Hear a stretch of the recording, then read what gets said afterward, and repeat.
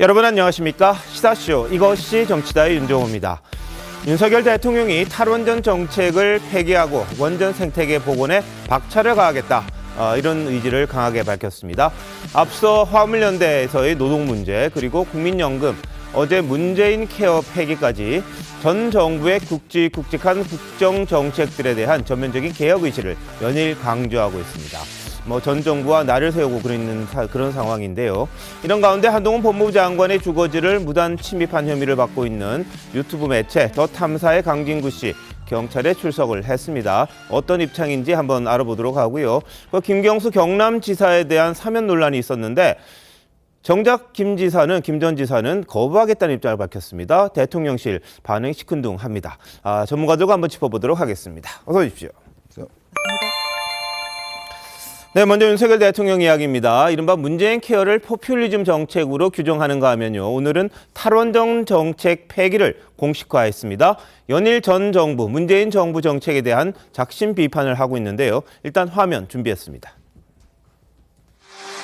최저 시급제라든지 주 52시간이라고 하는 게 굉장히 비현실적이고 기업 운영에 지장이 정말 많다. 다 철폐해 나가도록 이렇게 하겠습니다. 근로시간 제도의 유연성과 탄력성을 높이고 건강보험에 대한 정상화가 시급합니다. 지난 5년간 국민 혈세를 낭비하는 인기 영합적 포퓰리즘 정책은 재정을 파탄시켜 건강보험제도의 근간을 해치고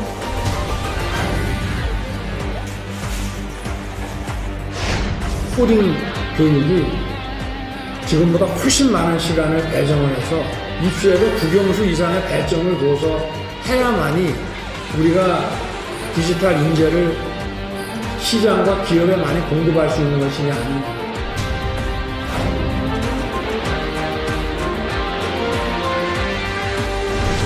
만일 우리가 지난 5년 동안 바보 같은 짓을 안 하고 이 원전 생태계를 더욱 탄탄히 구축했더라면은 지금 아마 경쟁자가 전혀 없었을 것이라고 저는 확신합니다.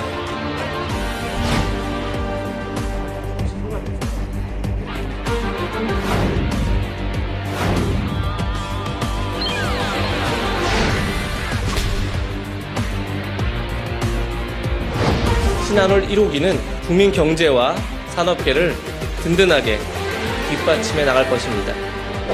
지금 윤석열 정부는 문재인 정권에 대한 흔적을 몽땅 지우겠다라고 마음을 먹은 것 같습니다. 전임 정부의 정치 보복에 올인하고 있는.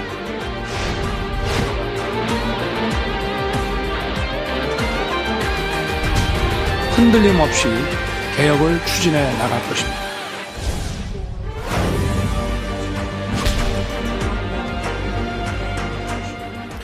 네, 주 52시간 그리고 건강보험 문제, 교육, 그리고 이제는 원전까지 문재인 정부에서 했던 모든 정책들에 대해서 윤석열 대통령이 본인의 이야기를 하고 있습니다. 이제 정상화한다 이런 입장으로 윤 대통령의 정책 기조 이어지고 있는 그런 상황인데요. 자, 이현종 의원님 어떻게 보십니까?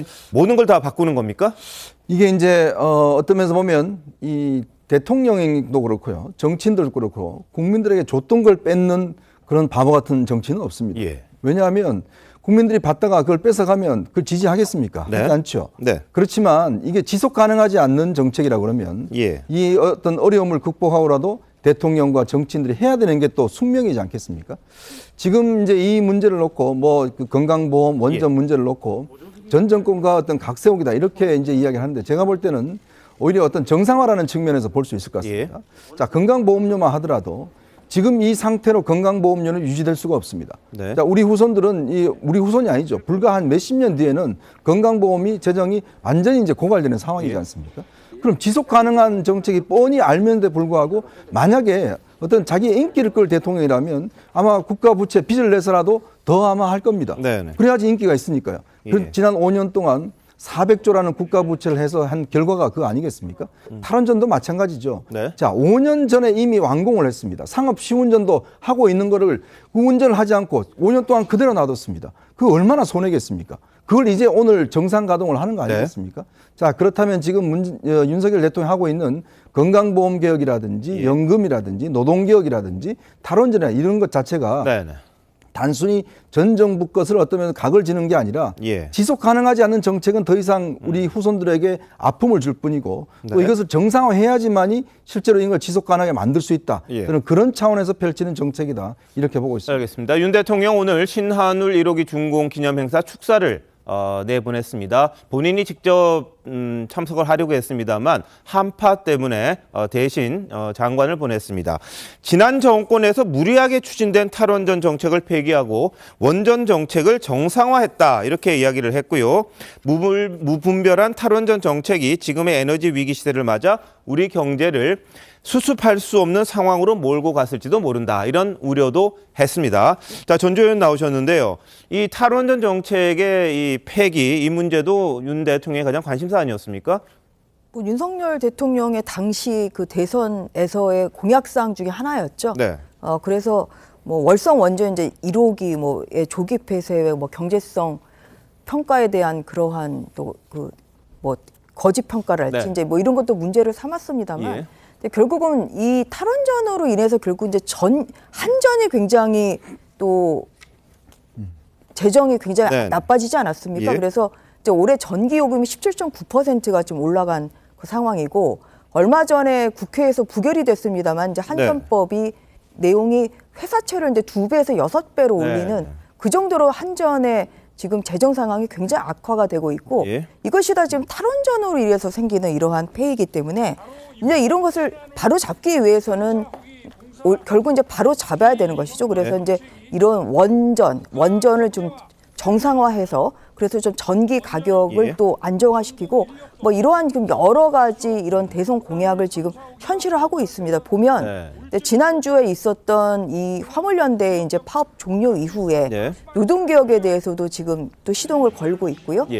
또 어제 그 말씀하셨던 이런 건강보험의 파퓰리즘을 폐해를 줄이고 앞으로 건강보험의 재정 강화를 그 건전성을 강화하겠다 이제 이렇게 지금 건강보험도 좀 얘기를 하고 있지 않습니까? 그래서 이러한 국정 과제 하나하나씩 지금 그렇게 실행하고 있다. 저는 그렇게 보고 있고 내일 또 국정 과제 회의가 열립니다. 그래서 이제 그러한 연장선상에서 오늘 또 탈원전 정책이 또에 대한 또 이런 그 뭐 행사를 못 가셨습니다만 이런 것도 굉장히 의미 있는 그러한 또 한 시발점이라고 생각하고 있습니다. 알겠습니다. 자, 김현정 더불어민주당 대변인 나오셨는데요. 자, 윤석열 대통령의 이런 정책 드라이브 어떻게 보십니까? 일단 보수 정권과 진보 정권 간의 정체성과 철학의 차이는 있을 겁니다. 문재인 그 정권에서 한 모든 정책들이 잘못됐다라고 규정하는 것은 잘못이라고 생각하고요. 문재인 정부 같은 경우는 이제 정책의 기조가 좀 서민이라든지 뭐 생명이나 안전을 중시하는 그래서 국가의 역할을 좀 중시하는 그런 측면이 있었던 거고 윤석열 정부는 좀 시장의 자유를 중시하는 그런 경향이 있는 것 같은데요. 전 정부에 했던 모든 정책들이 다 잘못됐다라고 규정하기보다는 좀 더 다양한 전문가라든지 국민들의 의견을 좀 듣고 수기하는 과정을 통해서 보완해 나가는 것이 옳은 방향이다라는 말씀을 먼저 좀 드리고요. 이 탈원전과 관련해서는 사실 그 동안에 이제 뭐 애플에서 예를 들면 애플에서 2003년까지 그 공급망 업체들에게 아리백 재생에너지 100%를 사용하지 않으면 공급망에서 이제 제외하겠다 이런 얘기도 하고 있고 그래서 세계적인 추세는 탈원전과 재생에너지 쪽으로 가는 것은 세계적인 추세가 분명한 사실인 거거든요. 그래서 이 안정성뿐만 아니라 그 기업의 경쟁력을 확보하기 위해서도 이 재생에너지로 가는 그 방향성에 대해서는 맞는 거거든요. 다만 이제 기존 했던 원전 이용과 관련해서 급격하게 다 폐기하고 이런 문제들에 대해서는 일부 보완할 측면은 있다고 하더라도 기본적인 방향에 관련해서는 세계적 추세에 맞춰서 가는 것이 좋다 이렇게 생각합니다. 알겠습니다. 자, 대통령실 오늘 윤 대통령이 신한울 1호기 준공식에 가려고 했습니다만 못 갔습니다. 이유가 한파 때문이라고 했는데요. 한번 보시죠. 갑작스러운 한파로 지자체가 비상근무에 돌입했고 많은 참석자들의 안전 문제 등이 제기돼서 행사가 대폭 축소됐습니다. 다만 윤석열 대통령은 축사를 통해 충분히 밝혔듯이 신한울 1호기 준공에 대해 큰 의미를 부여하고 있습니다. 우리 원전 산업이 다시 도약하고 세계로 뻗어나갈 수 있도록 원전 생태계 복원과 경쟁력 강화를 위해 총력 지원하겠습니다. 네, 뭐 일부에서는 대통령이 추워서 안 갔다 이런 식의 또 가짜 뉴스가 등장한다고 합니다만 이 한파 때문에 지자체가 비상근무를 하면서 행사를 좀 축소해서 이 대통령이 가면 또 규모가 커지니까 장관이 대신 참석하는 걸로 바꿨다고 하는데요. 자, 정인찬 이사장.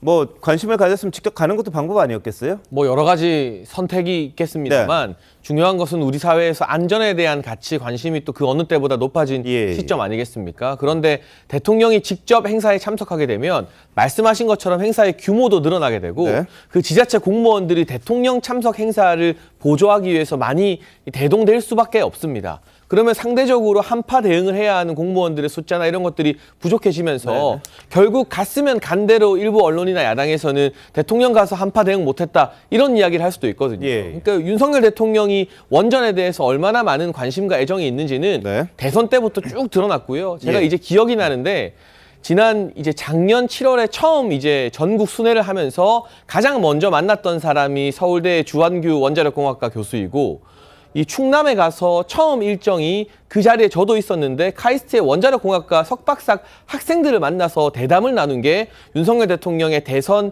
전국 순회 행보의 첫 번째 대목에 자리하고 있었습니다. 그 정도로 윤 대통령의 이 원전에 대한 관심은 우리 국민들이 다 알고 있는 만큼 한파에도 불구하고 무리하게 참석하는 것보다는 지자체 공무원들이 갑작스러운 한파나 여러 이 저소득층 추위를 고생하는 분들 대응에 좀 힘을 쏟을 수 있게 가고 싶지만 그런 걸 배려해서 안 간 것으로 충분히 우리 국민들께서 이해해 주실 거라고 생각을 합니다. 알겠습니다. 자, 뭐 탈원전 정책에 대한 폐기 문제 이제 직접적으로 공식화했고요. 건보 개혁에 대한 이야기도 했습니다. 선택이 아닌 필수다. 이른바 문재인 케어 폐기를 또 사실상 공식화했는데요. 대통령 목소리 한번 들어보시고요. 야당의 반발 같이 한번 보도록 하겠습니다. 지난 5년간 보장성 강화에 20조 원을 넘게 쏟아부었지만 정부가 의료 남용과 건강보험 무임승차를 방치하면서 대다수 국민에게 그 부담이 전가되고 있습니다. 국민 혈세를 낭비하는 인기 영합적 포퓰리즘 정책은 재정을 파탄시켜 건강보험제도의 근간을 해치고 결국 국민에게 커다란 희생을 강요하게 되어 있습니다. 그래서 건강보험 개혁은 선택이 아닌 필수입니다. 전임 정부 정책이라 해서 색깔, 딱지를 붙여서 무조건 부정만 한다면 국정 성공은 불가능하고 그에 따른 고통은 우리 국민들의 몫이 될 것입니다. 윤석열 정부가 하겠다는 것은 서민들에게 의료비 폭탄을 던지는 거라고 저는 생각합니다. 한마디로 저는 얼빠진 일을 하고 있다 이렇게 보고 있습니다. 빈대를 잡기 위해서 초과상간을 다 태우는 짓입니다. 예, 자, 이 대통령의 건보 개혁에 대한 의지는 강해 보입니다만 야당에서는 특히 윤건영 의원 같은 경우는 초과 상관 다 태우는 거다 이렇게 이야기를 합니다. 자, 정 변호사 어떻게 보세요? 건강보험 개혁 당연히 필요합니다. 그리고 대통령께서 언급하신 무임승차 문제 지적 충분히 할 수 있는데 어떤 제도를 설계하든지 간에 사실상 그 제도를 악용하고 오용하고 남용하는 사람들은 있기 마련입니다. 그것이 이 건강보험 체계의 근간이 될 수는 없습니다. 그 부분을 좀 문제를 해결하는 방향으로 해야지. MRI 초음파 지금 굉장히 많이 이 비용이 들고 있다라고 이야기하는데 노무현 정부에서부터 미리 사전에 건강 검진을 함으로 인해서 더 큰 비용을 사전에 차단하자. 이거는 박근혜, 이명박 정부까지 계속 이어왔던 기조입니다. 그것을 포퓰리즘이라고 낙인 찍어서 원점으로 돌리는 게 그게 과연 맞는 해결책인지 의문이고 그렇다면 건강보험 체계가 아닌 어떤 대체제가 있다라는 것인지 대안이 있다라는 것인지 사보험으로 하자고 한다면 국민들의 개인적인 어떤 질병 치료나 특히 암같이 많은 비용이 드는 그런 질환 같은 경우에는 개인 부담이 굉장히 부담이 크게 작용할 수밖에 없습니다. 이런 것에 대한 사실 대안이 있는지 그리고 근본적으로는 고령화 인구 재편과 관련해서 이런 문제들이 제기되는 것인데 그런 근본적인 대안을 마련한다는 인상은 받기 어렵습니다. 자, 그런데요. 지금 이런 형태의 건강보험료가 얼마나 지속될 것이라고 보는 건가요? 자, 윤건영 의원이 얼빠진 이야기다 이야기를 하는데 그렇다면 윤건영이 한번 대안을 한번 내보시죠. 이런 상황으로 인해서 지금 이 상태가 계속되면 향후 한 10년 이내의 건강보험이 다 어떤 면에서 보면 절단 날 거로 봅니다. 그때부터는 사실은요, 저희들 세대 같은 경우는 그나마 혜택을 받았지만 우리 후세대 같은 경우는 이 건강보험 혜택을 받을 수가 없습니다. 그 왜냐하면 생각해보지, 2017년에 이 MRI하고 2인실 저 건강보험, 그다음 초음파 등등 하면서 이 MRI와 초음파에 대한 진료 횟수가 10배나 증가했어, 5년 동안. 근데 그게 정상적이라고 보십니까? 그리고 또 외국인들 들어와서 6개월만 하면 다 치료비 다 대줍니다. 네. 자, 그런 나라 세상에 어디 있습니까? 그러니까 그런 것들을 뻔히 알면서 그걸 고쳐야 되는데 불구하고 고치지 않았습니다. 그냥 놔뒀습니다. 왜냐? 국민들한테 어떤 면에서 비판받을 테니까. 자기가 약속을 한 거니까요. 근데 문제는 이 건강보험료 재정 적자가 그다음에 이 적립금 자체가 전부 다 없어지면서 실제로 이제 앞으로 이 후세에는 이것을 혜택받을 수 없는 상황이 되다 보니 어쩔 수 없이 하는 거죠. 아니, 세상에 어떤 정부가 국민들에게 정부의 혜택을 주는 걸 빼앗을 정부가 어디 있겠습니까? 이제 그런 측면에서 본인들이 저질러 놓은 것들을 이제서야 윤석열 정부가 어떤 면에서 보면 고쳐 나가서 좀 더 기간을 연장하는 겁니다. 이것도 해결하는 게 아닙니다. 장기적으로 보면 좀 더 기간을 연장하는 것뿐입니다. 자, 그렇게 하는 건데 이거를 초과상관을 다 태웠다? 그럼 도대체 무슨 대안이 있으신가요? 제가 묻고 싶습니다. 예, 전 의원님. 그러니까 지금 MRI하고 이제 초음파가 그 보험 처리가 됨으로써 사실 굉장히 MRI하고 또 초음파 환자가 굉장히 늘었거든요. 그래서 병원들 얘기를 들어보면 이것을 지금 MRI하고 초음파를 찍기 위해서 몇 달을 기다려야 된다, 지금 그런 상황입니다. 이제 그러다 보니까 굉장히 빨리 오히려 그 MRI나 초음파를 해야 될 그런 시급한 그런 환자들이 또 제때 치료를 못 받는 경우도 있고, 그래서 이 윤석열 정부가 지금 하겠다는 건 이겁니다. 그러니까 선택과 집중을 하자는 것이죠. 그래서 불필요하게 오히려 이 MRI나 초음파로 인해서 오히려 이렇게 과잉 그 의료가 또 촉발된 면이 있기 때문에 그러한 것은 또 시정을 하고 대신에 정말 그 필요한 이런 중증 환자에 대한 지원은 두텁게 해야 됩니다. 그래서 이런 선택과 집중을 하기 위한 이런 과정으로 문재인 케어에 대한 저는 일대 점검은 꼭 필요하다고 보고 있고요. 이제 거기에서 불필요한 부분은 좀 빼고 필요한 부분, 중증 환자나 이런 사회적 약자들에 대한 지원은 두텁게 한다. 저는 이 방향은 굉장히 적절하다고 보고 있습니다. 예, 저 김 대변인. 네, 제도를 시행하면서 뭐 점검과 보완은 필요하다고 봅니다.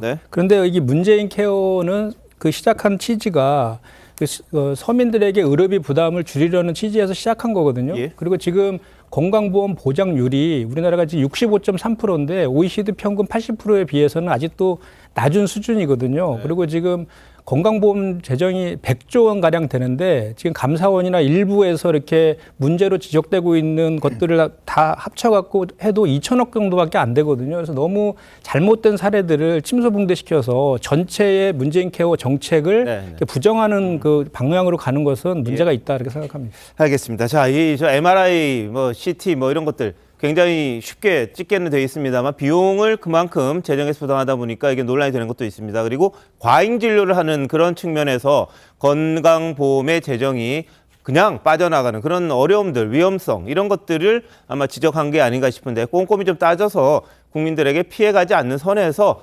건강보험의 재정도 좀 유지하는 그런 방안을 좀 찾았으면 하는 그런 바람입니다. 그리고 청와대에 걸려있던 역대 대통령들의 초상화 어제 용산 대통령실로 모두 옮겨졌습니다.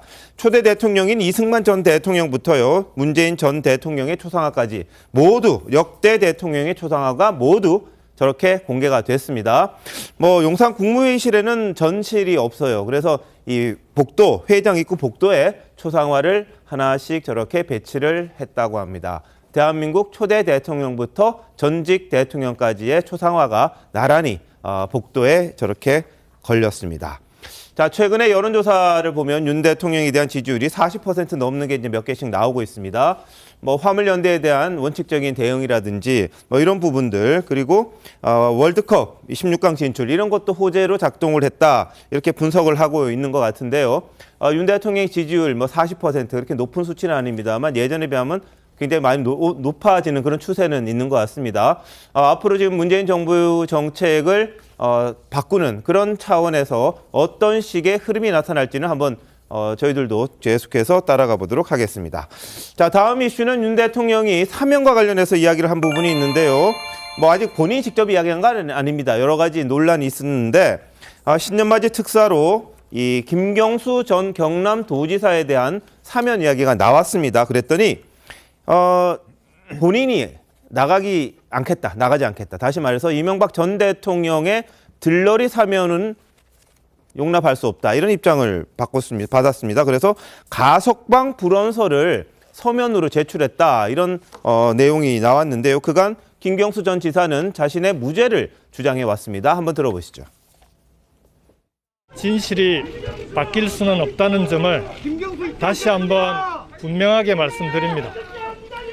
그렇게 외면당한 진실이지만 언젠가는 반드시 제자리로 돌아올 것이라고 저는 확신합니다. 네, 김 전 지사 부인 김정순 씨가 자신의 SNS를 통해서 밝혔습니다. 남편의 입장은 명확하다. 가석방은 죄도 취지상 받아들이기 어렵기에 그동안 관련된 일체 조사에 응하지 않고 앞으로도 응할 생각이 없다.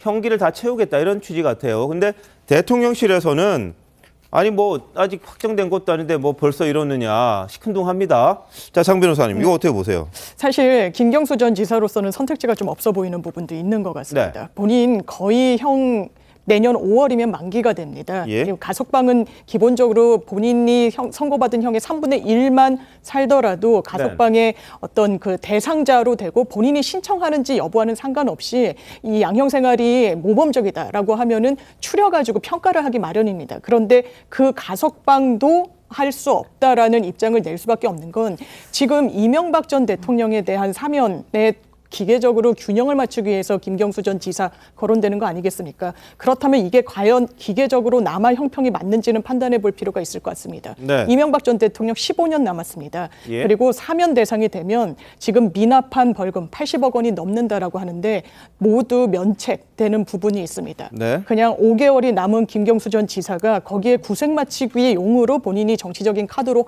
이용된다라는 점 때문에 가석방뿐만 아니라 이런 사면 그리고 또 복권 없는 사면이란 건 사실 종전 정부에서는 많이 채택했던 방안이 아니기도 합니다. 네네. 그런 연장선상에서 본인의 사면 거부하고 있는 것으로 보입니다. 알겠습니다. 그런데 뭐 사면을 거부한다고 해서 사면하면 그냥 끝나는 거 아닌가요? 어떻습니까? 예, 사면을 거부할 수 있는 뭐 법적인 권리가 있다거나 하지는 않습니다. 알겠습니다. 나가라면 나가야 되는 거죠. 네, 그런데 지난 정부 때는 이명박 전 대통령 사면 얘기가 나왔을 때 김경수 지사의 구색 맞추려고 하려고 하는 거 아니냐 이런 이야기가 나왔고 정권이 바뀌니까 이번에는 이명박 전 대통령 사면을 위해서 김경수 전 지사를 또 구색 맞추기에 끼워넣는 거 아니냐 이런 식의 공방들이 오가는 그런 상황이기도 합니다. 다만 김경수 전 지사에 대해서는 사면을 하되 뭐 복권은 안 시킨다. 그러면 2028년 5월까지는 선거권이 제한되는 그런 상황이기 때문에 뭐 대선이든 총선이든 아무것도 못 나가는 그런 정치적으로는 뭐 풀리지 않는 그런 상태이기 때문에 이를 거부하는 게 아니냐 이런 해석도 좀 있었습니다. 그런데 대통령실 관계자는 아무것도 정해진 게 없는데 스스로 사면을 거부하는 모습에 할 말이 없다. 아주 냉담하게 반응을 했습니다. 그리고 이 국민의힘에서는 무슨 본인이 양심수냐, 무슨 양심수 코스프레를 하느냐 이런 비판도 있었습니다. 한번 들어보시죠. 면장우피, 죄를 짓고도 큰소리치는 민주당의 특성을 그대로 보여주고 있습니다. 민주주의를 후퇴시키고 더럽힌 것에 대해 반성은커녕 자신이 양심수인 것처럼 행세를 하고 있습니다. 독립운동하다 투옥된 독립투사라도 되는 줄 착각하겠습니다. 김 전 지사의 양심수 코스프레 그 자체로 국민을 기만하는 행위입니다. 네, 뭐 정치 보복의 피해자라는 점을 강조하려고 하는 게 아니냐 이런 지적도 좀 있었는데요. 자, 장희찬 이사장 어떻게 보십니까? 제가 이 가석방 불원서를 보면서 한 가지가 떠올랐습니다. 네. 바로 유시민 씨의 이 항소 이유서인데요. 예. 그때 굉장히 떠들썩하게 항소 이유서가 알려졌지만 사실상은 죄 없는 민간인을 프락치로 몰아서 괴롭히고 본인이 처벌받아야 되는데 항소 이유서를 썼던 거죠. 마찬가지입니다. 김경수 지사, 전 지사 무슨 독립운동하거나 민주화운동하다가 투옥된 게 아닙니다. 대선 과정에서 킹크랩이라는 불법 프로그램을 동원해서 댓글 조작하다가 징역 2년 선고받은 선거 질서 민주주의의 근간을 흔드는 그런 혐의로 바로 유죄 판결을 받은 것이죠. 네. 그런데 마치 양심수인 것처럼 저렇게 가석방 불원서를 쓰는 것부터가 아직까지 전혀 반성하지 않았구나라는 점에서 참 씁쓸하게 만드는 부분이고요. 예. 민주당이든 국민의힘이든 보수든 진보든 대법원 확정 판결은 존중하는 것이 대한민국 국민이라면 누구나 지켜야 될 모습 아니겠습니까? 예. 한명숙 전 총리 사건도 그렇고 김경수 전 지사도 그렇고 그렇게 자신 있으면 재심을 청구하면 되는데 재심 청구는 못하고 판결은 인정할 수 없다고 하는 거 네. 국민들 다수가 좀 받아들이기 힘든 태도인 것 같습니다. 예, 저 김 대변인 어떻게 보세요? 지금 김경수 전 지사가 그 불원서를 쓴 것은 그 뭐 본인이 지은 죄나 이와 관련돼서 쓴 거라기보다는요. 네. 이명박 전 대통령하고의 그 뭐 17년형 받지 않았습니까? 그리고 벌금만 130억이고 추징금이 57억입니다. 그 형 집행정지 기간이 12월 27일 끝나는데 그 끝나는 시점에 맞춰서 이제 사면을 하려는 것에 본인을 갖다가 그 뭐 저기 국민통합이라는 명분으로 본인을 구색 맞추기식으로 하는 거에 대한 그 반대하는 네. 그 의사를 표현한 것이다라고 보는 게 정확한 것 같고요. 예. 뭐 재질로 따지면은 이명박 전 대통령이 훨씬 더 중하죠. 그런데 이제 저는 그런 생각이 듭니다. 이 사면권은 사실 그 사법부를 대단히 권한을 침해하는 거라서 대단히 예외적으로 해야 되고 예. 전 대통령을 사면하는 일이라고 하면 다른 정치인과 연계할 것이 아니라 국민적인 공감대나 여론 등을 살펴서 그 자체적으로 판단하는 게 어떨까 이런 생각을 해봅니다. 예. 자, 근데 민주당에서는 김 전 지사의 복권 없는 사면, 이거는 비판이라는 입장을 내놨습니다. 민주당 우상호 의원 이야기 한번 들어보실까요? 이명박 대통령과 김경수 전 도지사를 사면 복권하는 얘기가 여야 간에 굉장히 깊숙이 얘기가 됐어요. 한동훈 법무부가 반대해서 할 수가 없다. 어떻게 보면 가석방 대상자예요. 예. 근데 그 5개월 남은 형기를 면제해 주면서 복권을 안 해주겠다. 이게 뭐 하는 겁니까? 예? 이건 말이 안 되는 거예요. 그래서 저는 한동훈 장관에게도 내가 분명히 말씀드리는데 본인이 다음에 대통령 나오는데 김경수 지사가 혹시 경쟁자가 될까 봐 막는 겁니까? 복권을? 이게 뭐 하는 짓이에요? 예, 자, 의원은 이렇게 이야기합니다. 이 한동훈 장관이 본인이 대권에 나와야 되는데 김경수 지사를 복권 안 해주면 2028년까지는 정치를 못하니까 자신의 경쟁 상대 하나를 일단 못 나오게 하는 그런 일을 하기 위해서 복권 안 시킨 게 아니냐 이런 이야기를 해요. 자, 어떻게 보십니까, 전 의원님? 그러니까 떡줄 사람은 생각도 안 하는데 너무 빨리 앞서 나가시는 것 같아요. 예. 그러니까 뭐냐면 이제 또 가석방과 사면은 굉장히 다르거든요. 네네.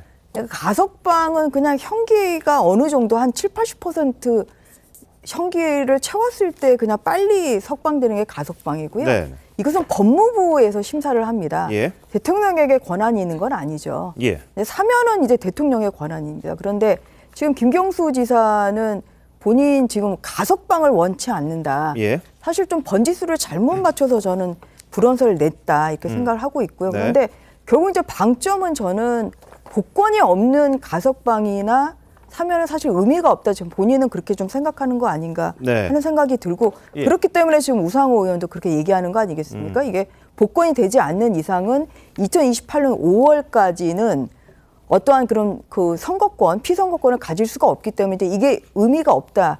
이렇게 좀 얘기를 하는데요. 예. 이게 바로 그렇게 뭐 사면이 됐다고 해서 예를 들어서 사면이 됐다고 해서 복권까지 하는 건 이거는 굉장히 좀 앞서 나가는 것이고요. 뭐 거기에 대한 충분한 사회적 공감대가 저는 필요하다고 생각하고 있습니다. 그래서 예. 그런 면에서 오히려 김경수 지사가 지금 하고 싶은 이 정치적 메시지는 결국은 본인의 존재감 아니겠어요? 네, 그런데 나와서 저는 이제 좀 우려되는 거 아까 뭐 장해찬 이사장도 얘기를 했습니다만 그 유죄가 확정이 된 분입니다. 그렇죠. 징역 2년의 유죄가 확정이 됐는데 예. 본인이 아직까지도 이게 무죄라고 확신하기 때문에 국민의힘에서 지금 양심수 같다 지금 이렇게 오늘 그렇게 또 성명을 냈는데요. 네. 계속 아마 사회 복귀를 하더라도 저는 김경수 지사가 정말 그 앞으로의 정치 지도자로서의 길을 걷는다고 하면 본인이 그렇게 대법원에서 확정된 이 사실에 대해서 네. 인정을 하고 예. 거기에 대한 어떤 유감 표명이나 반성을 하는 것을 저는 보여야 김경수 지사에게 정치적인 미래가 있다고 생각합니다. 지금 하는 것을 봐서는 예. 유죄를 다 확정이 되고 형기를 다 복역하더라도 그래도 나는 무죄다. 결국은 재심할 수도 있을 것 같거든요. 그래서 예. 그런 면에서는 굉장히 이것은 법치를 부정하는 행위고 본인이 또 2년 유죄 확정이 된 재판부가 어떤 재판부였습니까?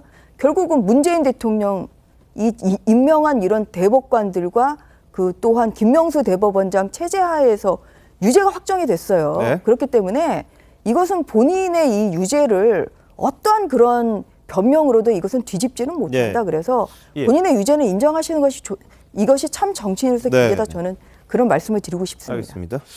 근데 김경수 전 지사는 다들 아시겠지만 문재인 전 대통령의 아주 최측근이지 네네. 않겠습니까? 근데 본인이 지금 양심의 법정에서 무죄다라고 이제 이야기를 하고 있는데요. 그렇다면 왜 문재인 전 대통령은 사면하지 않았을까요? 자, 이 문재인 전 대통령이 최측근이고 본인은 지금 대법원에서 확정 판결 받았음에도 불구하고 전혀 양심에 그렇게 없고 무죄다라고 이야기를 하고 있는데 어떤 면에서 보면 문재인 대통령 선거를 위해서 본인이 킹크랩 등등을 통해서 댓글 조작을 한 거 아니겠습니까? 그러면 당연히 문재인 전 대통령이 그게 무죄라고 알면 당연히 문재인 전 대통령이 했겠죠, 사면을. 근데 하지 않았습니다. 근데 당시에도 박근혜 전 대통령 사면하면서 어떤 면에서 보면 같이 하려고 그렇게 요구를 했는데 안 했어요. 근데 그때는 왜 가만히 있었죠?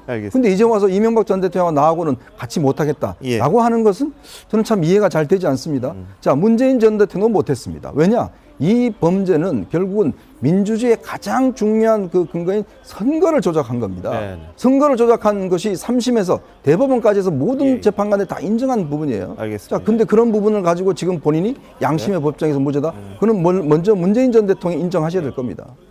알겠습니다. 자, 뭐 김경수 전 지사도 무죄라고 주장을 합니다만 야권에서는 한명숙 전 총리 사례를 보면 대법원에서 모두가 인정한 뇌물 혐의에 대해서 여전히 아니라고 하는 그런 부분이 있지 않습니까? 그 일관성이 있는 게 아닌가 싶기도 한데 하여튼 김 전 지사는 대통령실에서는 뭐 사면해 줄지 안 할지 모르는데 먼저 이렇게 덜컥 불언설 내는 게 도대체 무슨 일인지 모르겠다 이런 식의 이야기는 하고 있습니다만 대통령실의 판단이 어떻게 될지는 아직은 미지수입니다. 자, 조민 씨 이야기로 한번 이어가 보겠습니다. 지난 4월 부산대가 의학전문대학원 입학 취소 처분을 내렸습니다. 그런데 여기에 부당하다고 이 조민 씨가 행정심판을 제기를 했는데 기각됐다는 소식이 들어왔습니다. 지난해 8월 부산대 측의 입장이 어땠는지, 그러니까 취소 처분을 한 그때 이야기로 한번 돌아가 보겠습니다. 조민 졸업생의 2015학년도 의학전문대학원 입학을 취소하기로 결정하였습니다. 입학 취소의 근거는 2015학년도 의학전문대학원 신입생 모집 요강입니다. 지원자 유의 사항에는 제출 서류의 기재 사항이 사실과 다른 경우 불합격 처리를 하게 되어 있습니다. 네, 권익위산하 중앙행정심판위원회가 지난 6일입니다. 조 씨의 청구를 기각했습니다. 기각. 그러니까 이 취소 처분이 부당하지 않다 이런 건데요. 자세한 내용을 권익위에서는 밝히지 않았습니다만 일부 언론 보도에 따르면 이 조민 씨의 이른바 7대 스펙 모두를 허위로 인정했던 정경심 전 동양대 교수의 대법원 유죄 확정 판결이 영향을 미친 게 아니냐 이렇게 분석을 하고 있는 그런 상황입니다. 자, 전조 의원님 어떻습니까? 이 부분은 이제 취소가 부당하지 않다면 네. 앞으로 이제 의사 면허에도 영향을 미칠 수밖에 없잖아요. 어떻게 보십니까? 근데 이제 이게 그 행정심판에서는 지금 오늘 그렇게 네. 기각 결정이 난 것이고요. 예. 근데 별도로 또 행정법원에도 지금 이 취소 소송을 해서 그렇죠. 행정법원에서 집행정지를 지금 해놓은 상태거든요. 예. 근데 아직 그 1심 행정법원의 사건은 아직 판결이 되지 않았습니다. 네. 그래서 현재 그 부산대가 내린 그 조민 씨에 대한 입학 취소 처분은 지금 효력 정지가 돼 있는 상태예요. 네네. 1심 판결까지. 그렇죠. 그래서 이것을 보면은 물론 이 행정심판이나 지금 행정법원에 있는 이 1심 사건이나 결국은 똑같은 그런 내용이기 때문에 그렇죠. 그렇기 때문에 아마 1심 판결도 뭐 이런 똑같은 아마 이제 그 기각 결정 판결이 좀 선고될 가능성은 큽니다. 근데 다만 이제 물어보신 것처럼 이게 효력 정지가 1심 판결 선고 때까지는 돼 있는 상태라 좀 이런 상태에서 의사면허 처분을 또 보건복지부에서 내리기는 저는 좀 쉽지는 않을 것 같습니다. 그렇죠. 개인적으로는 빨리 좀 이 소송, 네. 입학 처분 소송도 좀 빨리 좀 종결이 돼서 정말 그 입시의 공정성을 네. 다시 한번 확보하는 좀 이러한 결과가 좀 빨리 좀 나왔으면 좋겠다 이러한 생각 가지고 알겠습니다. 있습니다. 행정심판이 있는 부분, 행정소송이 있으니까 이게 본안이 판결되지 않으면 네. 보건복지부 입장에서도 의전원 입학이 무효인지 아닌지 그 판단을 하기 어렵고 거기에 따라서 이제 의사면허 취득한 게 의전원을 졸업한 상태에서 했다고 지금 봐야 되기 때문에 지금까지는 그게 좀 시간이 걸릴 수밖에 없는 그런 상황이기도 합니다. 다만 행정심판에서 이 입학 취소가 부당하지 않다는 처분이 일단 나왔기 때문에 이게 또 행정소송 자체에서도 영향을 미치지 않겠느냐 이게 대체적인 분석이더라고요. 조민 씨가 입시 비리 의혹이 제기된 이후에 라디오 등에 출연해서 억울하다는 입장 밝혔었죠. 한번 들어보시죠. 정말 고졸이 돼도 상관이 없어요? 네, 상관없습니다. 본인이 고졸이 되면 어떻게 해요? 그러면 정말 억울하죠. 제 인생 10년 정도가 사라지는 거니까요. 근데 저는 고졸돼도 상관없다고 생각하고 있습니다. 시험은 다시 치면 되고 30에 의사가 못 되면 40에 되면 된다고 생각합니다. 네. 자, 어떻게 보십니까? 정 변호사님은요? 사실 행정심판에서 불리한 결과가 나온 것도 유의미하겠지만 네. 본안 1심 행정소송에서 더 중요한 건 대법원 판결일 겁니다. 정경심 교수의 이 유죄 확정된 부분.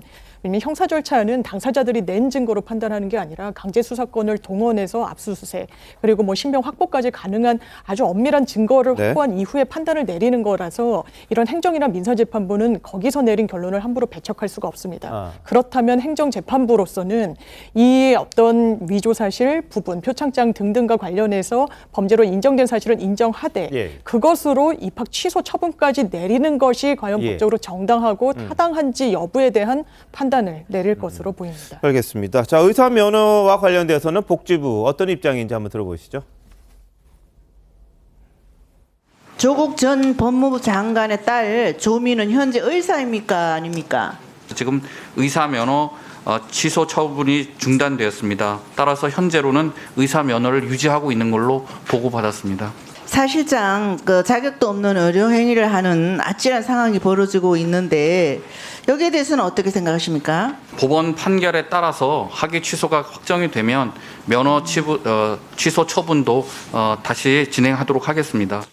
예, 저 뭐 법원 판결에 따라서 이 학위 취소가 확정되면 그때 가서 이제 의사 면허 취소 처분도 다시 진행한다. 지금은 중단이 돼 있는 그런 상황인데요. 자, 어떻게 보세요? 저는 이게 조민 씨한테 결코 좋지 않다는 생각이 들어요. 너무 늦습니다. 자, 이미 대법원에 확정 판결이 났습니다. 자, 그리고 부산대에서는 이미 입학을 취소했어요. 왜냐하면 입학 자체가 취소인데 그 졸업해봤자 소용이 없잖아요. 상식적으로 이야기해서.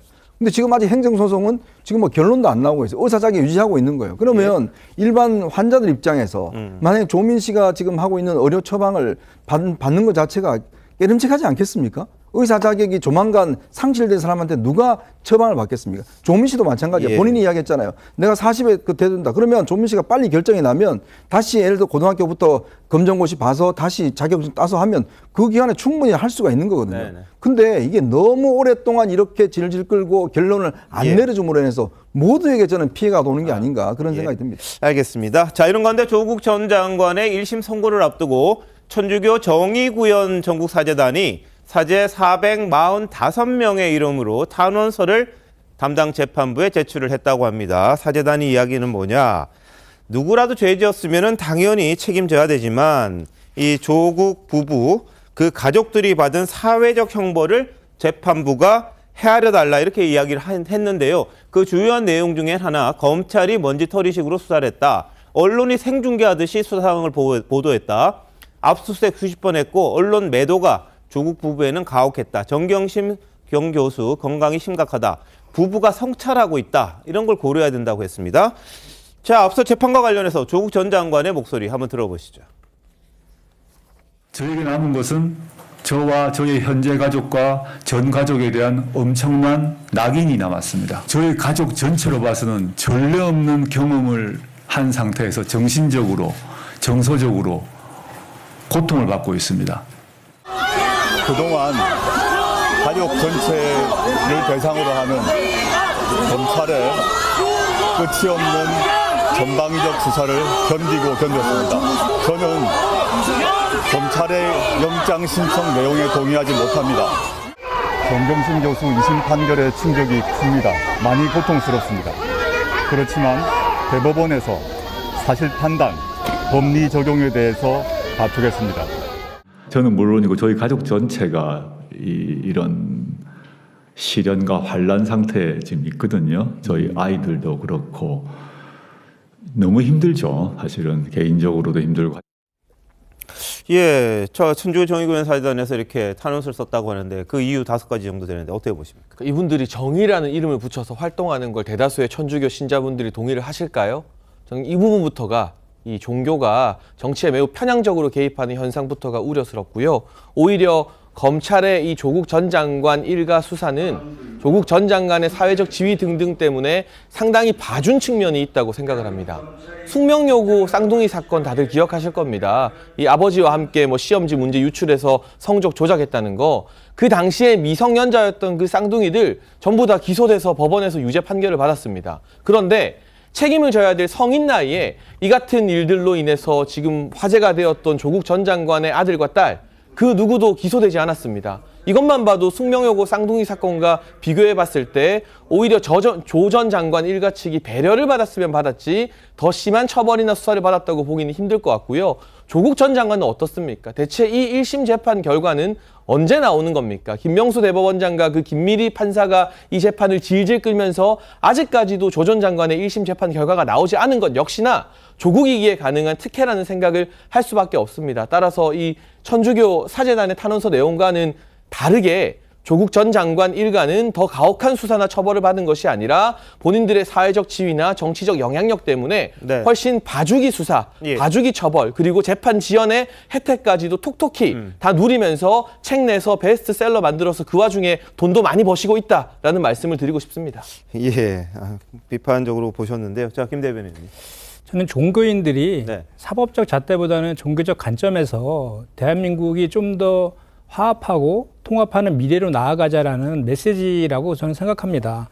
사실 그 조국 전 장관 사태는 대한민국 전체를 들썩이게 했던 아주 큰 사건이고 지금도 이제 진행 중에 있지 않습니까? 그래서 진영 간에 대단히 서로 극심한 분열이 또 일어나고 있는 것도 사실이고 그게 아직 다 마무리되지 않는 그런 상황에서 좀 더 그 미래로 나아가자는 차원에서 그리고 그 수사 과정에서 아까도 저기 5가지 사례가 쭉 나왔지만 충분하게 사법적인 그 수사나 재판 이런 걸 떠나서 사회적인 형벌, 그러니까 수사 이외에도 가족들의 일거수일투족이 다 까발려지고 이렇게 하는 것으로 인한 사회적 형벌도 충분히 받았다. 그러니까 좀 미래를 보고 이 정도에서 좀 선처했으면 좋겠다라는 그런 취지라고 봅니다. 전 의원님. 탄원서는 누구나 제출할 수 있으니까요. 저는 이게 재판에 그렇게 영향을 미치지는 못할 거라고 생각합니다. 다만 이제 이 조국 교수만 지금 내년 2월 3일에 선고되는 게 아니라 지금 정경심 교수도 그 아들의 입시 비리와 이제 관련해서 또 추가 기소가 돼서 같이 선고가 돼요. 그래서 아까 나온 것처럼 정경심 교수의 건강 상태가 좋지가 않으니까 이런 거 좀 선처해달라 이런 것은 재판부에서 고민을 할 수는 있을 것 같습니다. 왜냐하면 4년을 지금 확정받아서 현재 형 복역을 하고 있기 때문에 그러한 면에서는 어느 정도의 그런 양형 인자로 좀 삼을 수는 있을 것 같습니다. 다만 조국 교수 같은 경우는 사실 이거 말고도 여러 개가 있죠. 가장 이제 중요한 것은 유재수 부시장에 대한 그 감찰 무마.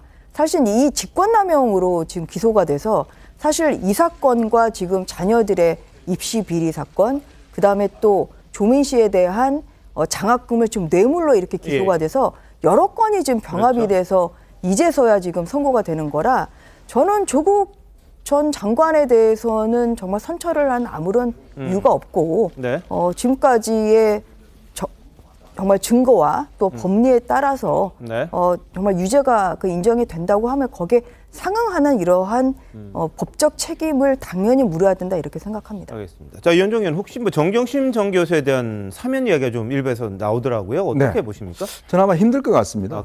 왜냐하면 정경심 교수와 지금 조국 교수가 이제 사실은 공범 관계에 있거든요. 지금 사실 공범 관계에 있는 사람은 아직 1심 결론도 안 나왔는데 같은 사람은 사면이 됐다. 이러면 사실은 현재 1심 재판부가 영향을 받을 수밖에 없지 않겠습니까? 저는 불가능하고 조금 말씀드리면 정의구현 사재단의 이 성명을 보면요. 검찰 수사가 먼지떨이식이다. 검찰 수사 먼지떨이식으로 하지 그럼 대충 합니까?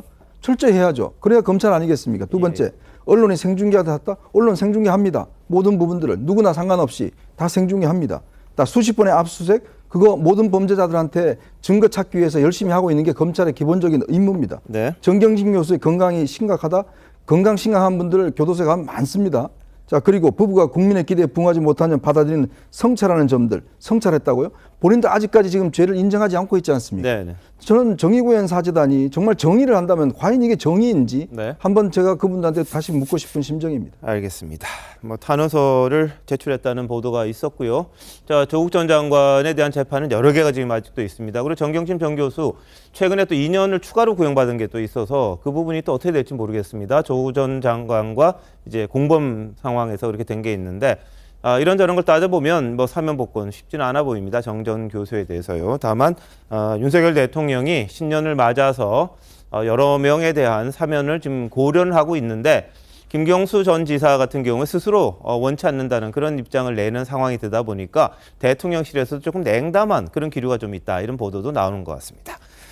자, 더 탐사 이야기입니다. 지난달 27일이었습니다. 한동훈 장관의 주거지를 무단 침입한 혐의로 고발을 당했죠. 더 탐사 강진구 씨, 오늘 경찰에 출석을 했습니다. 피고발인 자격입니다. 화면 한번 보시죠.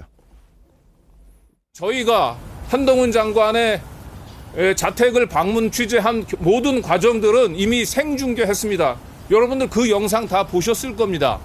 그 이상 이하도 아닙니다. 열려져 있는 공영 현관을 통해서 엘리베이터를 주민이 눌러줘서 한동훈 장관 자택 앞으로 방문해서 자택 앞에서 초인종을 2번 누르고 나온 것, 이거 그 이상도 그 이하도 아닙니다. 그 어떤 방법으로도 접촉할 수 없었던 한동훈 장관에게 마지막으로 저희가 할 수 있는 취재수단이었던 자택 방문을 해서 초인종 1번 누르고 온 것이 전부 다입니다. 이 권력을 쥔 사람이 자신의 권한을 사용해서 언론 탄압을 자행하고 있는 이 현실을 저희들은 개탄하고 있고요.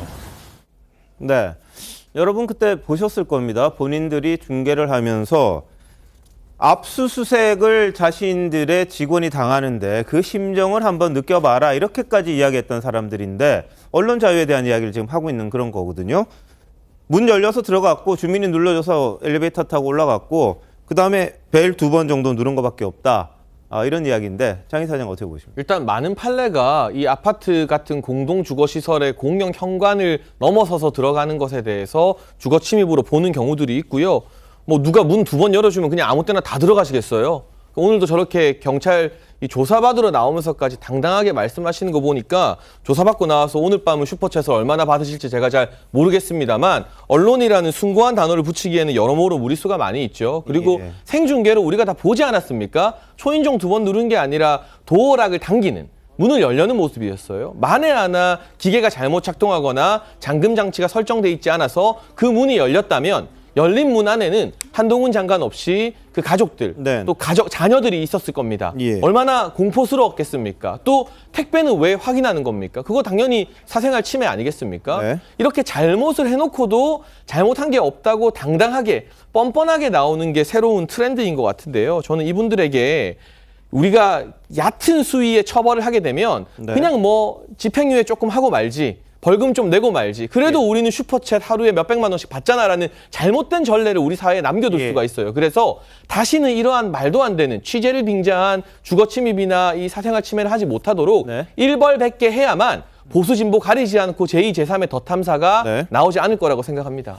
한동훈 장관은 앞서 더 탐사에 대해서 과거 정치 깡패 역할을 하는 것 같다 이렇게 날을 세우기도 했었습니다. 지난달에 있었던 말 한번 들어보시죠. 더 탐사 같은 데가 김의겸 같은 주류 정치인과 협업하거나 그 뒷배를 믿고 과거의 정치 깡패들이 하던 역할을 하는 것 같습니다. 청담동 술자리 거짓 선동이라든가 피해자 명단의 무단 공개, 그리고 법무부 장관 차량의 불법 미행, 그리고 법무부 장관 자택의 주거 침입, 이런 것들은 주류 정치인들이 직접 나서서 하기 어려운 불법들이죠. 이걸 그대로 두면 우리 국민 누구라도 언제든지 똑같이 이렇게 당할 수 있다는 무법천지가 되는 건데요. 그렇다면 너무 끔찍한 얘기 같습니다. 네, 자 어떻게 보세요?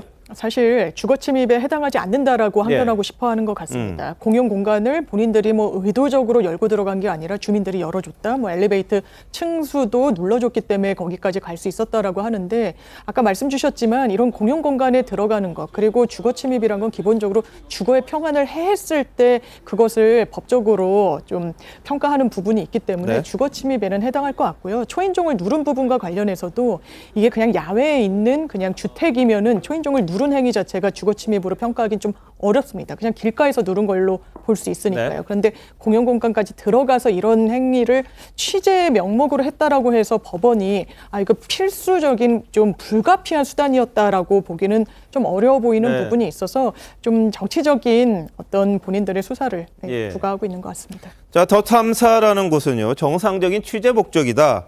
예고하고 방문하는 것이라 이게 스토킹이나 다른 혐의로 처벌할 수 없을 거다. 이렇게 주장을 합니다. 하지만 한 장관은 취재라는 이름만 붙이면 모든 불법이 허용되느냐 이렇게 반박을 하기도 했습니다. 그리고 더 탐사는요, 오늘도 재차 이 발단이 됐던 게 바로 청담동 술자리 의혹 아닙니까? 이와 관련해서 뭐 스토킹을 했던 혐의도 받고 있는데요. 청담동 게이트의 진상은 아직 확인되지 않았다. 이런 주장을 합니다. 보시죠.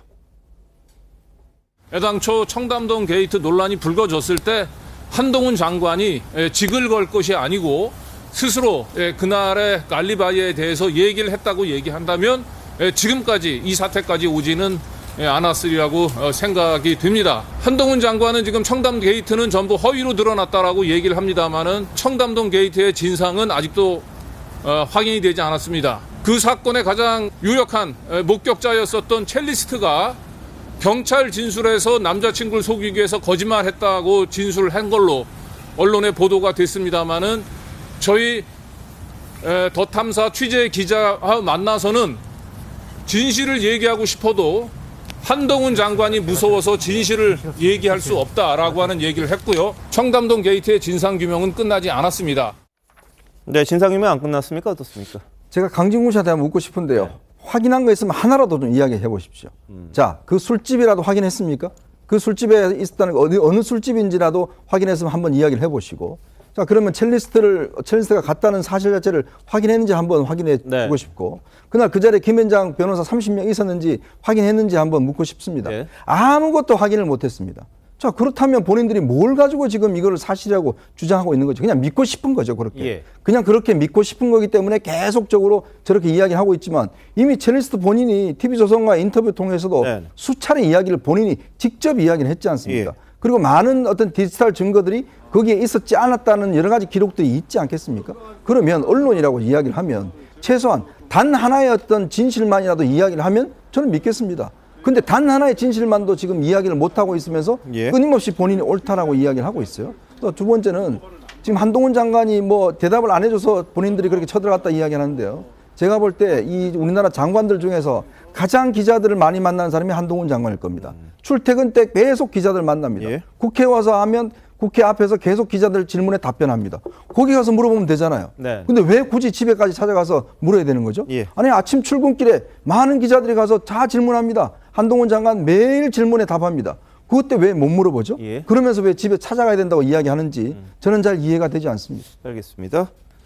좀 말씀하셨듯이요, 정작 술자리 의혹의 진원지 이 첼리스트 여성은 전 남자친구와의 통화가 허위다 이렇게 이야기를 했습니다. 그리고 TV조선과의 인터뷰를 통해서 이 더 탐사 측의 금전적 지원, 그 변호사 이런 부분까지 이야기를 했었다. 지속적인 회유를 했다 이런 주장도 했었습니다. 한번 보시죠. 전화가 왔는데 저가 들으면서 없다고 하고 그리고 차단을 시켰거든요. 그런데 문자로 계속 오시더라고요. 신빙성이 1%도 없다. 그런 식으로 얘기했죠. 뭐 제가 자기한테는 듣고 싶은 거 계속 듣고 싶은 거고 제가 뭔가 위험해서 무서워서 말을 못하는 것처럼 다 짜집기하고 편집하고 앞뒤가 없어요. 일단 불법 취재했고요. 허위사실 유포했고 저는 그냥 그 진보 쪽 이 사람들을 농락하는 우리는 이용해 먹는다고 생각되는 거죠. 예, 뭐 일부에서는 더 탐사 민주당 같은 편 아니냐 이런 이야기도 합니다만 김 대변인 어떻습니까? 민주당 편입니까? 어떻습니까? 아니, 그런 건 아니고요. 네.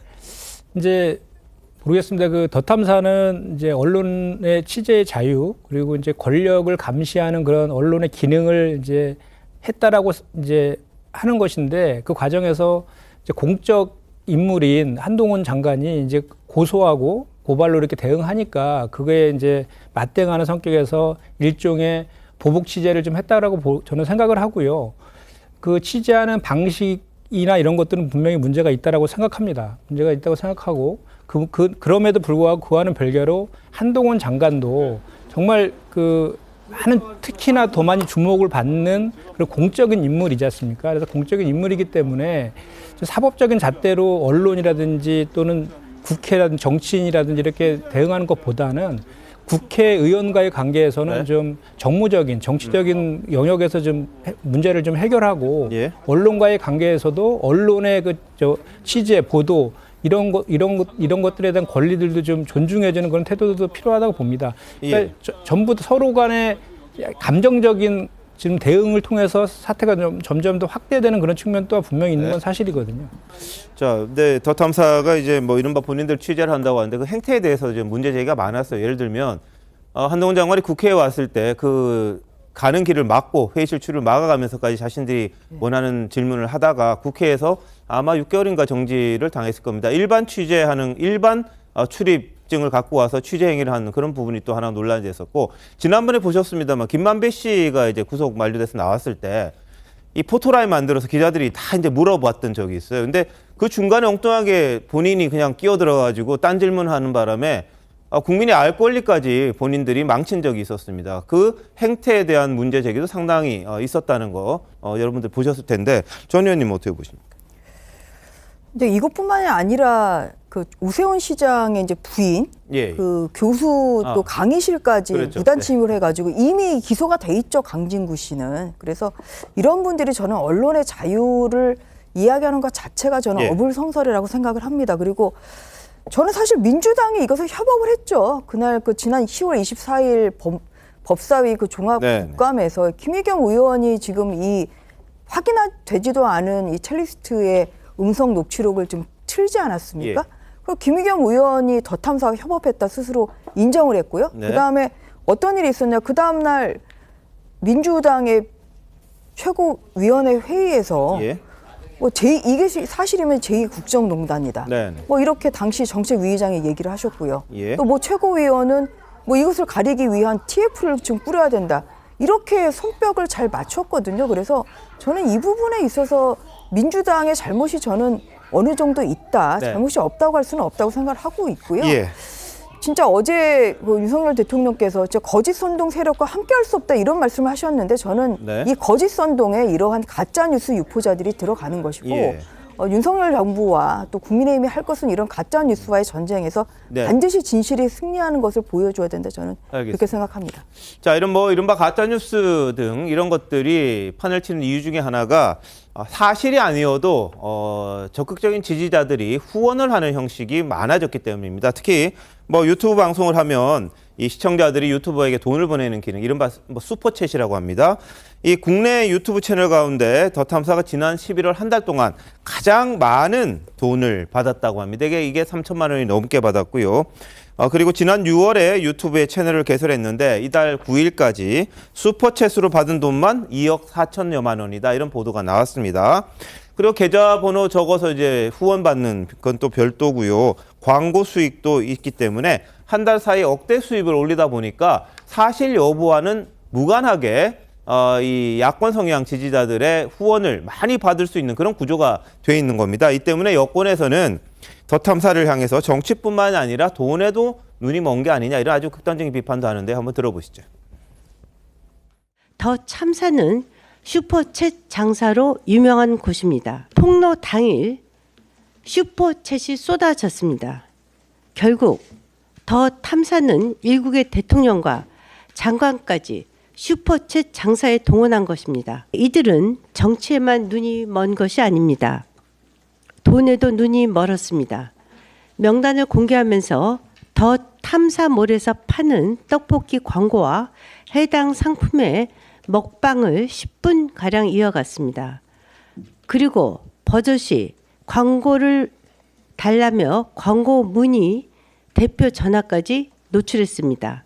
또한 실체도 없는 줄리 증언자를 법적으로 보호하기 위해 필요하다며 은행 후원 계좌들까지 줄줄이 나열했습니다. 오죽하면 수많은 댓글에서 악마도 고개를 절레절레 흔들 만행이라고 비난하고 있습니다.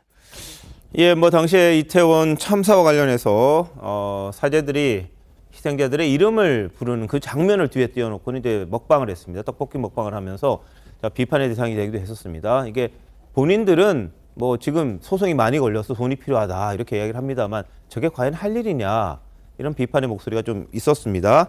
그리고 이 후원자들이 보내는 돈으로 자신들의 곳간만 채우는 게 아니냐 이런 비판도 좀 있었는데요. 장 변호사님 어떻게 보셨어요? 사실 이게 더 탐사만의 문제는 아니고 이 유튜브 채널을 통해 가지고 유통되는 여러 언론을 자처한 기관들이 굉장히 편향성을 띌 수밖에 없는 그런 구조가 있습니다. 왜냐하면 입맛에 맞는 사람들이 돈을 쏴주고 슈퍼챗을 쏘는 그런 구조에서 어떻게 중립 그리고 정론 집필을 할 수 있겠습니까? 이건 뭐 여야의 문제가 아니라 유튜브라는 게 기존 언론에 또 포섭되지 않다 보니까 언론중재 기관에서도 이걸 규율하기가 좀 어려운 사정이 있고 여러 입법적인 공백이 있는 상황에서 여야가 이런 문제에 대해서 합의를 이루고 가짜뉴스, 여야 모두 피해자일 수 있는 거 아니겠습니까? 네. 그렇다면 어떻게 이런 부분을 입법적으로 보완책을 마련해 나갈 수 있을 것인지 그럼 가짜뉴스에 대해서도 사실 뭐 징벌적 손해배상 제도가 논의가 진행되다가 중단되기도 했는데 이런 논의도 사실상 여야가 이어가야 되지 않을까 싶습니다. 예, 사실 저는 김어준의 아류들이라는 말로 평가를 하고 싶은데요. 서울시민 세금으로 받는 방송에서 가짜뉴스 막 틀고도 하루에 200만 원씩 받는 김어준 씨가 무사한 걸 보니까 그 길을 따라가고 싶은 사람들이 많이 등장할 수밖에 없죠. 그런데 앞서 변호사님도 말씀해 주신 것처럼 문재인 정부에서 김의겸 의원이나 이 민주당 출신 정치인들이 가짜뉴스에 대한 징벌적 손해배상제 이야기 참 많이 했어요. 야당이 되니까 그 징벌적 손해배상제 이야기 쏙 들어갔습니다. 저는 지금이라도 여야가 합의해서 이런 식의 무분별한 음모론과 가짜뉴스에 대해서는 징벌적 손해배상제를 접목시켜서 슈퍼챗으로 3억을 벌었으면 그 3억 다 토해내게 만들어야 최소한의 취재 윤리가 지켜질 거라고 생각합니다. 예. 저는 일단 이게 진보 보수 양쪽에 좀 공통적인 현상인 것 같아요. 이제 뭐 구구적인 유튜버들이 가짜 뉴스를 만들어내면 정치권에서 그걸 받아가지고 그 얘기를 하면 그 이제 자기들 지지하는 지지층에서는 확증 편향을 가져가지고 그게 가짜 뉴스라더라도 믿거든요. 그렇죠. 그런 유혹에 많이 빠져든 것 같고 MIT 연구 결과를 보니까 가짜 뉴스가 6배가 빠르고 더 넓게 확산된다고 하더라고요. 그런 유혹들을 이기지 못하는 것 같고 아까 잠깐 이제 우리 더탐사랑 민주당과의 관계에 대해서 지적을 하셔서 저도 약간 그거에 대해서 반론을 좀 하면 이거는 뭐 마찬가지인 것 같습니다. 뭐 국민의힘도 과거에 김용판 의원의 그 돈다발 걸어놓고 했던 거라든지 또 60명의 그 국민의힘 의원들이 이재명 장남과 관련한 그 허위 사실을 갖다가 기자회견한 것도 있고 얼마 전에는 본회의에서 송원석 의원께서 본회의 연설에서 그 할로윈 그 축제 현장에서 300m 떨어진 곳에서 저 시체가 발견됐다라고 그 보수 유튜브에서 한 얘기를 그대로 그 국회 본회의장에서 연설도 하셨거든요. 그래서 저는 이 문제가 비단 어느 한쪽의 문제라기보다는 이 유튜버들이 그 돈벌이 수단이나 이런 것들도 문제이고 또 이런 것들을 이용하는 정치권 또 이런 것들을 갖고 계속해서 이게 확전돼 나가는 이런 문화라든지 법제도적인 개선 같은 건 좀 필요해 보인다는 말씀을 드립니다. 알겠습니다. 이게 뭐 진영의 문제는 아닐 겁니다. 근데 과연 어디서 이제 더 많은가 이런 부분들은 또 보시는 분들이 더 잘 아실 것 같은데요. 근데 제가 이제 언론에 있으니까 오보와 가짜 뉴스는 좀 다른 차원이라고 봅니다. 오보라는 것은 그 잘못 알았을 경우에 이것이 나중에 잘못으로 밝혀질 경우에 그걸 사과를 해야 됩니다. 그렇죠. 언론도 마찬가지죠. 오보일 때는 뭐 이거 신문에다가 정정 보도를 내고 한다든지 이렇게 오보에 대해서 이걸 합니다. 근데 가짜 뉴스는요. 본인이 그 가짜 뉴스 알면서도 끝까지 그렇게 어떤 면에서 사과도 하지 않고 끝까지 하는 거 이게 가짜 뉴스라고 그런 거거든요. 그렇죠. 그러니까 지금 정치권에서 문제되는 것은 저는 바로 가짜 뉴스라고 봅니다. 왜냐하면 자, 이 청담동 이 문제가 이 사실이 아닌 걸로 밝혀졌으면 그러면 최대 피해자는 한동훈 장관이었을 겁니다. 그러면 그 문제를 제기했던 이 김의겸 의원은 그 한동훈 장관에 사과를 했어야 되는데 아직까지 사과를 하지 않고 자기가 또 그때가 되면 똑같은 이야기 할 거라고 이야기하고 있습니다. 그리고 또 문제는 뭐냐면 민주당도 문제입니다. 자, 김의겸 의원은 당 대변인을 맡고 있습니다. 그러면 당 대변이라면 당 대변인에 대한 만약에 이게 사실이 아니고 밝혀졌을 경우에 근데 본인은 아직까지 이게 사실이라고 믿고 있을 경우에 예. 그럼 당 차원에서는 최소한 당 대변인에 대해서는 해촉을 해야 되는 거 아닌가요? 네. 그래야 당이 상관없다라는 것이 되는데 문제는 계속적으로 당에 논평을 내고 있고 당에 브리핑을 하고 있다 보니까 그러면 과연 그 민주당의 대변인이 있는데 대변인이 어떤 이 가짜뉴스에 사과도 하지 않는 대변인을 계속 대변하고 있다라는 것 자체가 좀 모순적인 거 아닌가요? 알겠습니다. 자, 뭐 가짜뉴스 나쁜 거라는 거 다 알고 있으실 텐데요. 거기에 또 편승해서 또 이익을 취하려고 하는 그런 분도 있는 그런 상황이기도 합니다. 가장 중요한 거 우리 시청자 여러분들이 잘 구분하고 잘못한 거 있으면 거기에 대해서 책임을 지어야 하는 그런 부분이라는 거 한번 기억하셔야 될 것 같습니다. 박지원 전 국가정보원장 서해 공무원 피격 사건과 관련해 관련 첩보를 무단으로 삭제했다는 혐의 받고 있습니다. 오늘 검찰에 출석을 했습니다. 보시죠. 국정원을 그 이상 정치의 장으로 끌어들이지 않기를 진심으로 바랍니다. 저는 문재인 대통령이나 서훈 실장으로부터 어떠한 삭제 지시도 받지 않았고 또 제가 원장으로서 우리 국정원 직원들에게 무엇도 삭제하라는 지시를 하지 않았습니다. 네, 지금 보셨습니다만 삭제 지시 받은 것도 없고 한 적도 없다. 그렇게 이야기를 했습니다. 그런데 검찰은 박 전 원장이 피격 사건 다음 날인 2020년 9월 23일 새벽에 서훈 전 실장이 소집한 1차 관계장관 회의에 참석하고 난 다음에 국정원 관계자 비서실장입니다. 문건 삭제를 지시한 걸로 파악을 하고 있습니다. 뭐 야당에서는 당연히 반발하고 있습니다. 명백한 정치보복이라고 그랬고요. 임종석 전 청와대 비서실장 차라리 날 소환하라 이런 이야기까지 했다고 합니다. 자, 전주 의원님 이거 어떻게 보십니까? 저는 뭐 전형적인 이제 부인 수법이라고 생각을 합니다. 그래서 지금 뭐 명백하게 이제 밝혀진 것은 2020년 이제 9월 23일 새벽 1시에 관계장관 회의를 했고요. 네. 거기에 뭐 서훈 안보실장, 그 다음에 국방부 장관도 갔고 또 박지원 뭐 국정원장도 가지 않았습니까? 네. 그러고 난 다음에 새벽 3시에 삭제 지시를 내려서 삭제가 됐죠. 국방부 민스에 있는 자료와 그리고 국정원에 있는 또 자료가 삭제가 됐기 때문에 그런 부분에 있어서 이것은 당연히 그 새벽 1시에 있었던 이 관계장관 회의에서 그 당시에 뭐 여러 가지 상황을 볼 때 이것을 결국은 덮자. 왜냐면은 뭐 대북 관계 그날 또 새벽 1시 26분에 문재인 대통령의 이 유엔 화상 연설이 지금 예정이 돼 있었죠. 이제 그런 상황이었기 때문에 또 거기에서 또 종전 선언을 또 뭐 호소를 하고 뭐 이런 상황이었기 때문에 그런 것 때문에 결국은 이 북한의 뭐 심기 보전이랄지 뭐 여러 가지 면에서 결국은 진실을 덮는 쪽으로 저는 그렇게 방향을 잡았다고 보고 있고요. 그렇기 때문에 새벽 3시에 무단 삭제가 됐고 새벽에 삭제가 되는 거 굉장히 이례적인 거죠, 이것은.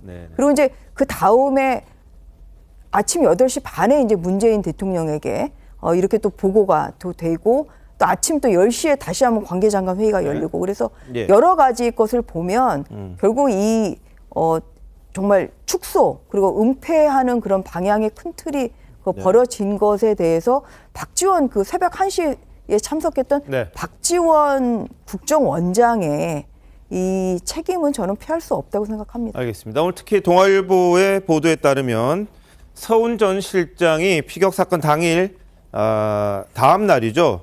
9월 23일 오전 8시 30분경에 안보실 소속 비서관 회의를 주재를 했다고 합니다. 그러면서 뭐라 그랬냐. 남북 관계에 안 좋은 영향을 미치는 사건이 발생했다. 보안을 유지해라. 그러니까 외부에 알리지 마라. 이런 취지로 이야기를 했다는 겁니다. 그랬더니 일부 비서관들이 이게 덮을 일이냐. 일부에서는 약간 격한 반응까지 나왔다는 거거든요. 자, 윤정희 의원. 이게 어떻게 봐야 될까요, 이게? 그러니까 지금 서훈 전 실장이나 박지원 전 원장이 일단 본인이 부인하고는 있지만 당시에 지금 관련자들, 검찰이 전혀 없었던 사실 가지고 이렇게 하지 않습니다.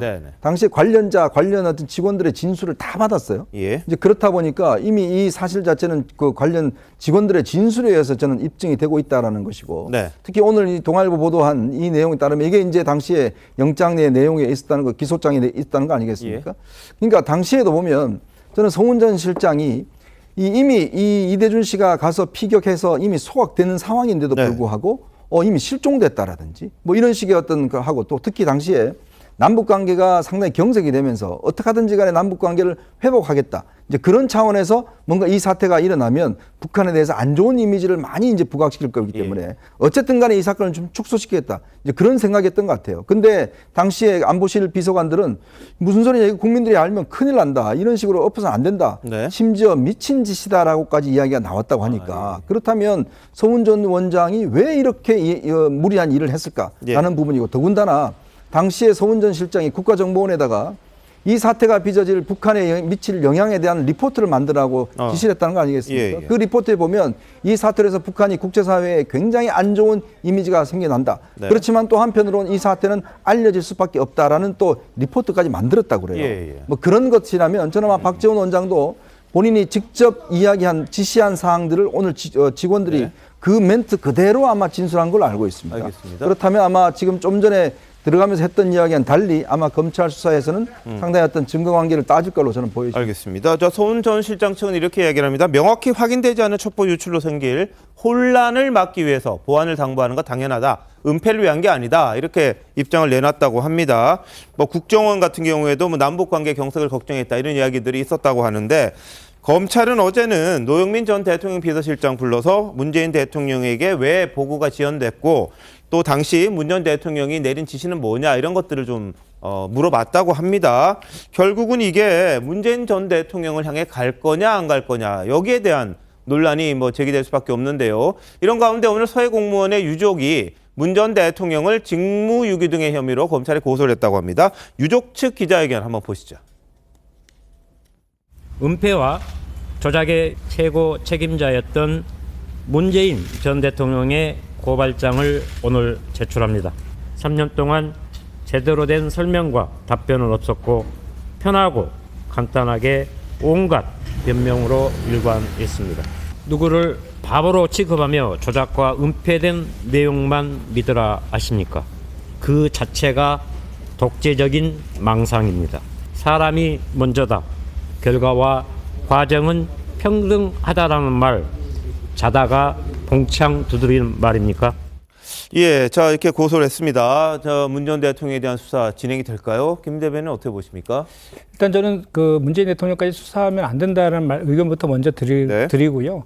지난번에 구속영장, 서훈 전 실장에 대한 구속영장 청구할 때 구속의 필요성을 적시할 때 검찰에서 서훈 전 실장이 최종 책임자다라고 표현을 했거든요. 그래서 이분은 반드시 구속 수사가 필요하다, 이렇게 한 측면도 있고, 그 이후에 한동훈 장관이 통치행위라는 것은 없다라는 식으로 또 발언을 해서 문재인 대통령까지 이게 다시 수사하는 것 아니냐라는 우려들이 지금 생기고 있는데요. 저는 기본적으로 이 사안에 대해서 뭐 구체적인 실체적 진실은 이제 재판을 통해서 확인될 것이지만, 이렇게 국가의 주요한 안보 사항, 이게 일종의 통치행위 아닙니까? 통치행위에 대해서 정권이 바뀌어서 새로운 정황이나 물증 같은 건 없이 판단만 바꿔서 이렇게 사법적 잣대로 가는 것이 과연 옳은 것이냐에 대한 기본적인 문제 제기를 할 수밖에 없고요. 그래서 저는 이 문제가 이제 검찰에서 좀 더 뭐랄까 이렇게 사실 그 과정 속에서 SI 첩보라든지 이런 것들 굉장히 중요한 남미 안보 자산 아닙니까? 이런 것들도 다 유출됨으로 인해서 국익에 상당히 해로운 일들이 발생할 것은 분명한 사실이거든요. 그래서 앞으로 이렇게 전 정부에 대한 그 국익과 관련된 이런 것들은 좀 사법적 잣대로 들이대는 것은 절제해야 된다, 그런 생각입니다. 제가 짧게 말씀드리겠습니다. 서훈 전 안보실장이 구속이 되었습니다. 그리고 삭제 등의 지시를 냈다고 서욱 전 국방부 장관 등이 말하고 있는데 이걸 문재인 전 대통령이 몰랐다? 몰랐다면 허수아비고요. 알았으면 조사 받으셔야죠. 알겠습니다. 자, 노웅래 의원에 대한 체포동의안 지금 국회에 접수됐다고 합니다. 민주당이 어떻게 할지 궁금합니다. 잠시만요. 대한민국 이슈의 중심, 스타쇼 이것이 정치다. 여기까지입니다. 내일 다시 찾아뵙겠습니다. 고맙습니다.